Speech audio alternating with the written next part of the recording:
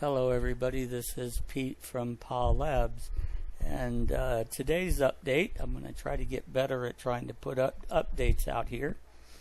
Today's update pretty much picks up where yesterday's ended. We have been busy at work, and by we I mean me. Well, I have my German Shepherd, she's my shadow lately. So let's go ahead and bring up the access powers.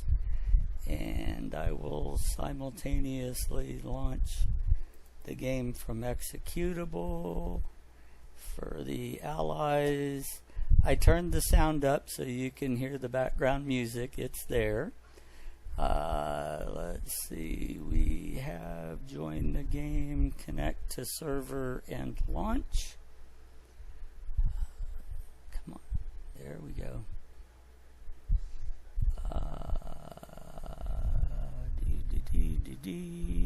Okay, get the French out of the way. Okay, so game looks pretty much the same. As you'll recall from yesterday's video, one of the things I was missing was some way to identify where your army is. So to solve this, I have this drop-down combo now up here, which can tell you where your artillery units are located, or where your fighters or where your bombers are located. And a quick note on the bombers and fighters and planes and stuff is that they really will never ever be surface units. They reside inside the airport or inside airports in a city or in aircraft carriers. So that is how that is done. Bombers, these are the high-level fortresses. Other than Doolittle's raid, they do not land on aircraft carriers. You have the dive bombers, which we use the Stuka as the image for Germany, and those can land on aircraft carriers, and you have fighters. So that is how that works out. You can identify where your airfields are and go back to game, gets rid of it. Although I think I'm going to program in, once it's used, it's probably going to go away when that usage ends. So now that we have our,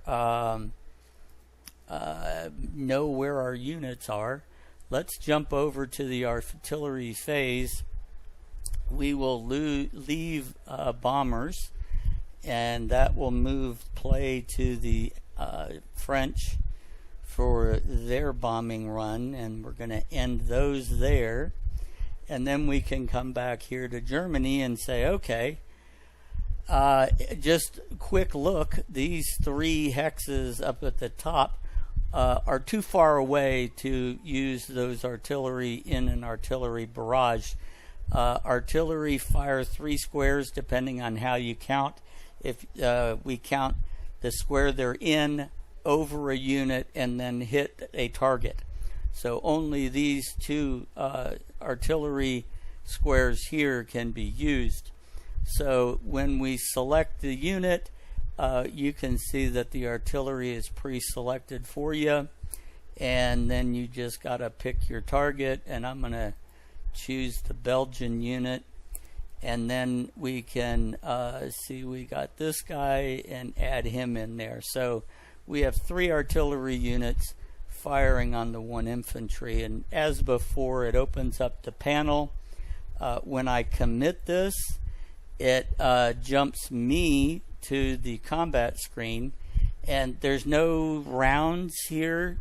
It's everybody's in. And the only thing I can do is fire my artillery. Now, on the French side of things, this is going to be a bit different. This will move this slider bar to where the screen is marking where the unit is for you to see. So if it was way off the screen, this would, simply just jump across and make it presentable. And then it gives you the same left panel here to say, hey, this is the combat that's fixing to take place. So here on the attacker's side, they're going to go ahead and fire. This is saying that the attacker did not create any hits, did not receive any hits. And here the defender received 21 hits. So his 60 units will be dropped. Now, this is the first kind of bug I have, is that I'm not updating the screen images. I'm not updating these images. But if I jump over here, you can see we're down to 39 quantity from 60. Another tweak I got to go change is the fact that the infantry lost their movement because they were involved in combat. That will change as well, since he didn't do anything but stand there and receive a bunch of artillery shells. So he's going to get his movement back. This panel eventually will close automatically, and it'll close automatically on the French side.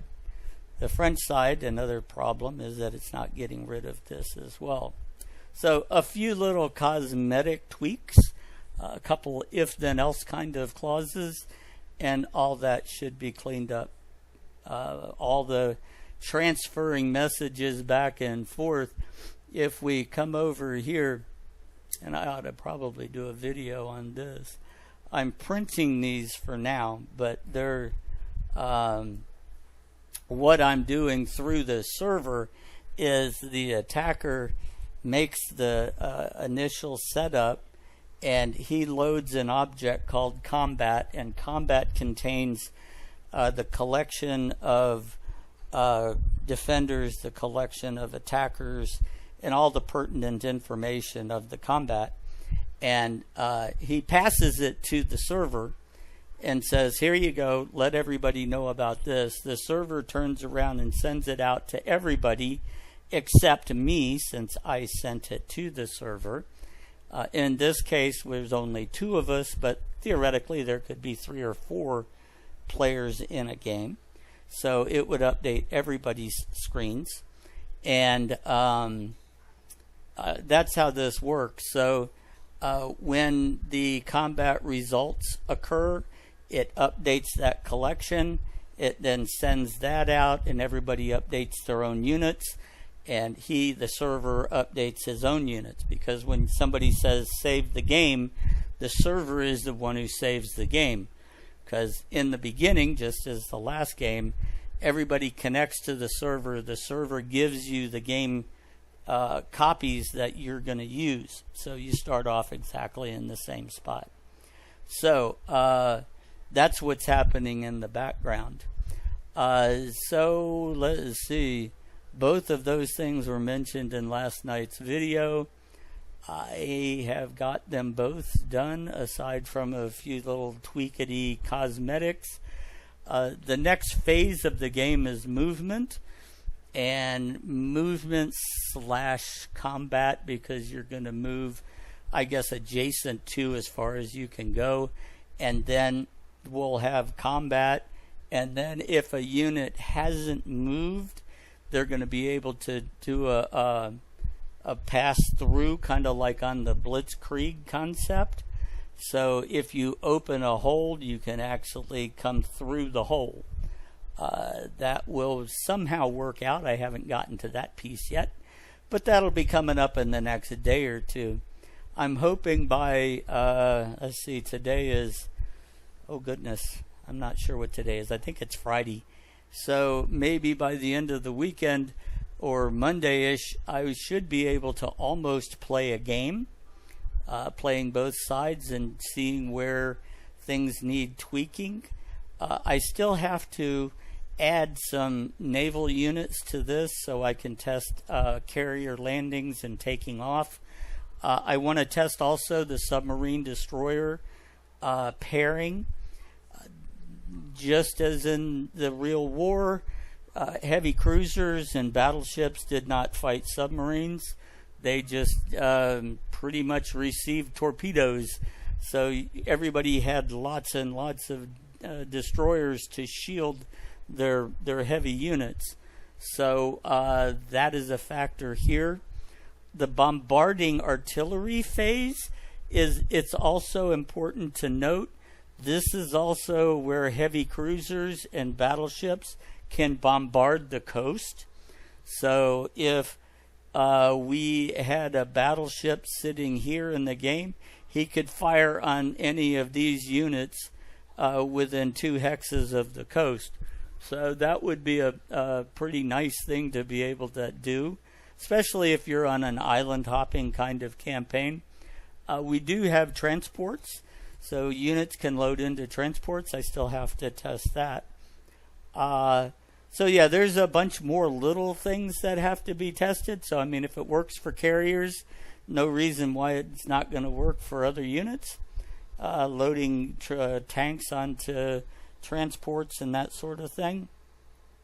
I want to work out some concept of a fleet, and I haven't figured out how to do that yet, so that's still to be figured out. But that's where the game is right now. For those who are interested, I have put the install out on the server. If you guys want to go to pahlabs.com, pahlabs.com, you can download this game copy right here and install it and play with it. I have included a bunch of images inside that. That eventually I'm going to break this into 2 installs. One just install, and then one that's also including source. So you would have the full copies of the folders. And for those of you who download this, the first thing you have to do is load the game up, go to the creator side, and export the game. And let me back out of here, and I'll run through that real quick. Let's see, we can just kill this. Yes. Goodbye, game. All right, let me bring it back up. Okay, so after you've downloaded it, you'll need to export the game. It's in the database. It just needs to be external so the player can get it. So if you go to the game designer and hit this button up here, this export button, this will export the game properly. Go ahead and close this, and then you can bring up your host and load the game and go. So I was messing with this the other day on my Linux box and trying to hook it up to play on Linux, but the TCP/IP thing doesn't work from Linux to Windows. So I was running it under Wine. So it was a Windows emulation, and the Windows emulation Wine doesn't get the TCP/IP to work properly. So it's kind of no bueno there.